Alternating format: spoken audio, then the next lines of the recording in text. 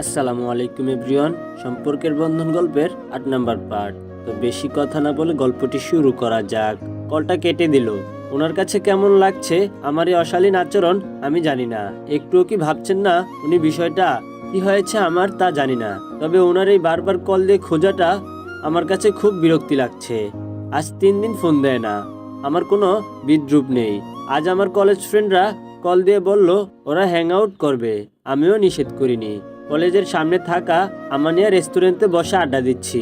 আমার পাশে বসা কলেজের বন্ধু আরিফ, যে আমাকে কলেজে পড়াকালীন সময়ে অনেক প্রপোজ করেছে, কিন্তু আমি তার প্রপোজে কোনো সাড়া দিইনি। আজকাল তার সাথে অনেক মেসেজিং, অনেকটা গভীরভাবেই হচ্ছে।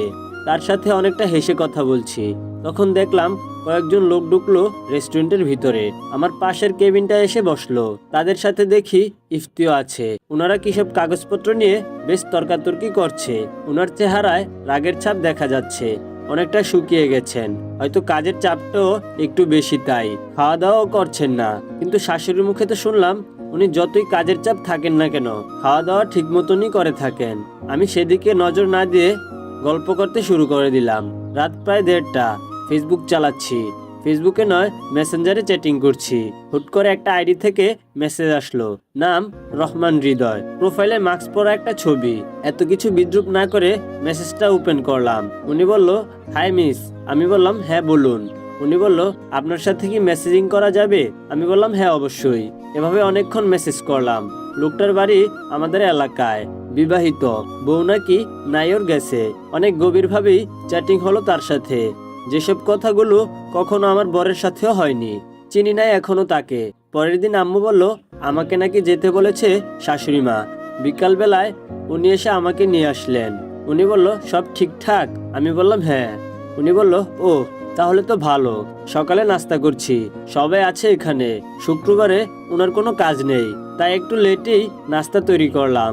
নন্দিনীও আছে, শাশুড়ি মা তার রুমে। নন্দিনী আপু বলল, কিরে ভাইয়া, তোর আবার কি হলো? উনি বলল, কই আমার কি হবে, কিছু হয়নি। উনি বলল, কিছু হয়নি না তোর? এরে ভাই, তুই অন্তত আমার কাছ থেকে কিছু লুকাস না। উনি বলল, কই তোর কাছ থেকে আবার কি লুকালাম? নন্দিনী আপু বলল, লুকাসনি তো কি, আগে দেখতাম দিনে 2টা থেকে 3টা সিগারেট খেতি, আর এখন কয়টা খাস? হ্যাঁ, বিশ্রী গন্ধ আসে তোর থেকে। নন্দিনী আপু আমাকে বলল, এই ভাবি তুমি ওর সাথে ঘুমাও কি করে? উনি বলল, ওনার আর ঘুম, তুই চিন্তা করিস না, কাল থেকে আর বেশি খামু না। নন্দিনী আপু বলল, তবুও চেয়ে দিবি, বলবি না। একটা হাসি দিয়ে উনি উঠে চলে গেলেন। রাতে বসে বসে মোবাইল টিপছি। তখন উনি এসে বললেন, আপনার কি চ্যাটিং করা শেষ হয়েছে? তাহলে ঘুমাতাম। আমি বললাম, আপনি ঘুমান, আমি কিছুক্ষণ পর ঘুমাবো। উনি আর কিছু বললেন না, উঠে চলে গেলেন। টেবিলে বসে কি যেন লিখছেন। আমি আর সেদিকে খেয়াল না করে মোবাইলে মনোযোগ দিলাম। উনি বলল, এই ঘুমাবে না? আমি বললাম, হ্যাঁ। উনি বলল, তো ঘুমাও। আমি বললাম, একটু দেরি হবে। উনি বলল, অনুরিমা শোনো, আমি এতটাও অবুঝ নই। তুমি কি করছো না করছো আমি সবই বুঝি। আমি বললাম, বুঝেছেন তো ভালো হয়েছে, এখন আপনি একটু ঘুমান, আমারে শান্তি মতো থাকতে দেন। উনি বলল, ও সরি, আমি তো তোমায় বিরক্ত করছি। আমি বললাম, হ্যাঁ।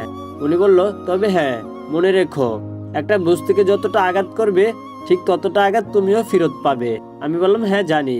উনি বলল, আজ কয়দিন কি হয়েছে তোমার, বলো আমাকে। আমি কি কোনো ভুল করেছি? ভুল করে থাকলে আমি ক্ষমা প্রার্থী, তবুও প্লিজ এমন করো না, আমি নিতে পারছি না আর।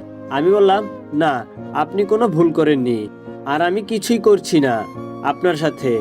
সকালে উনি বেরিয়ে পড়েছেন। টেবিলের উপর দেখি একটা ডায়েরি রাখা। রাতে বোধহয় এটা দিয়ে উনি একটা কিছু করছিলেন। ডায়েরির প্রথম পৃষ্ঠাটা উল্টালাম। সেথায় লেখা, আজ একটা মেয়েকে দেখলাম, খুব মনে ধরেছে। ইস, মেয়েটার চোখে অসম্ভব মায়া। কলেজে গিয়েছিলাম স্যারের সাথে দেখা করতে। লাইব্রেরির পাশ দিয়ে হেঁটে যাওয়ার সময় চোখ আটকে গেল একজোড়া চোখের প্রাণে। কে এই নাম জানা মেয়ে? জানি না কেমন তার রূপ, শুধু দেখেছি তার চোখ। ব্যবসায়িক কাজে এতটাই ব্যস্ত হয়ে গেছি যে আজকাল মন থেকে প্রেমটাও উধাও হয়ে গেছে। আজ একে দেখে মনের মাঝে প্রেমটা জেগে উঠল। মনে হলো আজও সেই কলেজের ছাত্র, যেথায় কাটিয়েছিলাম আমাদের জীবনের গুরুত্বপূর্ণ 2টি বর্ষ। এখনো মনে পড়ে। কোনো কলেজের মেয়েকে প্রেমের প্রস্তাব বাদ দিইনি, তবে কারো সাথে প্রেমও করিনি।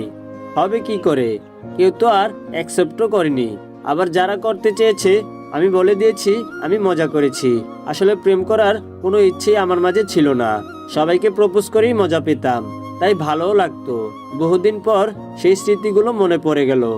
ইস, বন্ধুগুলো আজ থাকলে হয়তো নির্ঘাত আমি মেয়েটাকে প্রপোজ করে চলে আসতাম। এখন আর আগের মতো চঞ্চলতা নেই, আছে দায়িত্ববোধ।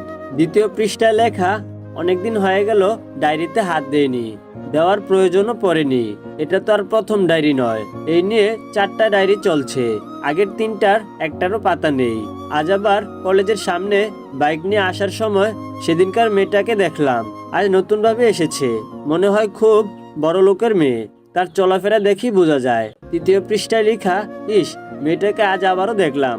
মনে হচ্ছে প্রেমে পড়ে যাব তার চোখের অসম্ভব মায়ায়। তার চোখগুলো যখন আমার চোখে পড়ে তার দিকে তাকিয়ে থাকতে মন চায়। ইস, মনে হচ্ছিল তার এই তাকানোটা আমার বুকে ধনুকের তীরের মতো আঘাত করছে। মেয়েদের দিকে তাকানো হয় না, তাকাই না কলেজের জীবনের পর থেকে, তবুও কেন যেন তাকানো হয়ে গেল তার দিকে। আরেকটা পেজ উল্টাতে যাব, তখনই শাশুড়ি মার ডাক পড়লো। ডায়েরিটা জায়গা মতো রেখে আসলাম। আমি বললাম, জি আম্মু বলুন। শাশুড়ি মা বলল, এই শিং মাছ রান্না করো তো। আমি বললাম, আচ্ছা আম্মু। উনি বলল, হ্যাঁ তুমি রান্না করো, আমি তোমার সাথে আছি। শাশুড়ি মা দেখিয়ে দিলেন আর আমি রান্না করলাম। রান্না শেষ। শাশুড়ি মা বলল, ইফতিকে দেখবে সবসময় প্রায় দেশি মাছ নিয়ে আসবে, সেগুলো ঠিক আজকের মতো রান্না করবে। আমি বললাম, জি আম্মু। এভাবে জোল করে রান্না করলে উনি খেতে পছন্দ করেন। উনি বলল, হ্যাঁ ঠিক বলেছ। সন্ধ্যায় রুমে বসে মোবাইল নামক যন্ত্রণাটা চালাচ্ছি, তখন শাশুড়িমা রুমে আসলেন। শাশুড়িমা বলল, বৌমা। আমি বললাম, হ্যাঁ আম্মু বলুন। উনি বলল, আমার ছেলেটা অনেক দুষ্টু ছিল। যখন স্কুলে পড়তো না তখন তাকে দিনের বেলায় খুঁজে পেতাম না, অনেক টেনশন হতো আমার তাকে নিয়ে। কিন্তু দেখো, যখন বুঝতে শিখে গেছে আমার একমাত্র অবলম্বন সে, তখন থেকেই সবকিছু ছেড়ে দিয়ে সংসারে মনোযোগ দিয়েছে। শূন্য থেকে আজ এই অবস্থায় এসেছে ওর জন্য। জানো মা, ওকে আমরা কখনো রাগাই না। ও যদি একবার রেগে যায় তখন তাকে হুঁশে ফিরানোর ক্ষমতা কারণ নেই। তাই বলছি, ওকে কখনো রাগাতে যেও না, তাহলে নিজেই তার মাসুল দিতে হবে। আমার মনে হলো তোমাকে কথাটা জানানোর, তাই জানিয়ে দিলাম। বলে উনি চলে গেলেন। শাশুড়ি মা কথাগুলো কেন বলল আমি জানি না, তবে তার এই বৈশিষ্ট্যগুলো শুনে আমার মনে একটুও তাগাদ সৃষ্টি হয়নি। আমি আমার কাজে মন দিলাম। একটা ছেলের সাথে ভালোই মেসেজ হচ্ছে, অনেক কিউট ভাবে কথা বলা হচ্ছে। ভালোই লাগছে তার সাথে চ্যাটিং করতে। কখন যে রাত 12টা থেকে 1টা বেজে গেছে আমার সে খেয়াল নেই। আম্মু এসে বললেন, কি গো মা, খাবে না? আমি বললাম, খাবো তো। উনি বলল, কয়টা বাজে তাহলে, এখনো খেতে আসলে না? আমি বললাম, আপনার ছেলে তো এখনো আসলো না। শাশুড়ি মা বলল, ও হয়তো আজকে আসবে না। আমি বললাম, কেন, উনি কোথায় গেছেন? শাশুড়ি মা বলল, ও তো কিছুই বলল না। কেন, তোমাকে ফোন দেয়নি? আমি বললাম, না। শাশুড়ি মা বলল, ও আমাকে কল দিয়েছিল, রাতে খেয়ে শুয়ে আছি, হাতে ফোনটা এখনো বিদ্যমান। হুট করে ঘরের দরজায় টোকা পড়লো। দরজাটা খুলে দিতেই উনি ঘরে ঢুকলেন। হুট করে একটা গন্ধ নাকে ভেসে উঠলো।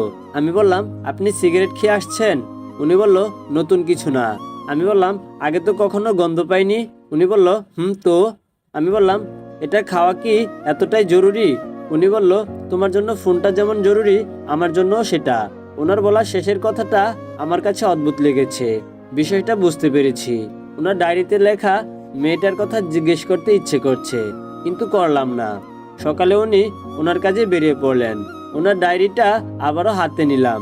4 নাম্বার পৃষ্ঠায় লেখা, মেয়েটার নাম জানতে পেরেছি, অসম্ভব সুন্দর তার নাম। হুট করেই শাশুড়ি মা এসে বলল, বৌমা, দূর, এই সময় ওনার ডাকার সময় হলো?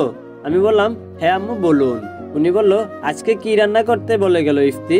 আমি বললাম, উনি বলে যাবেন কেন, আপনি তো বলবেন কি রান্না করব। উনি বলল, ইফতি বাসা থেকে বের হওয়ার সময় লক্ষ্য করেছ? আমি বললাম, কেন? উনি বলল, আরে বৌমা, ও তো রেগে আছে আজকাল, আর ও রেগে থাকলে নিজের ইচ্ছের তরকারি ছাড়া ভাত খায় না।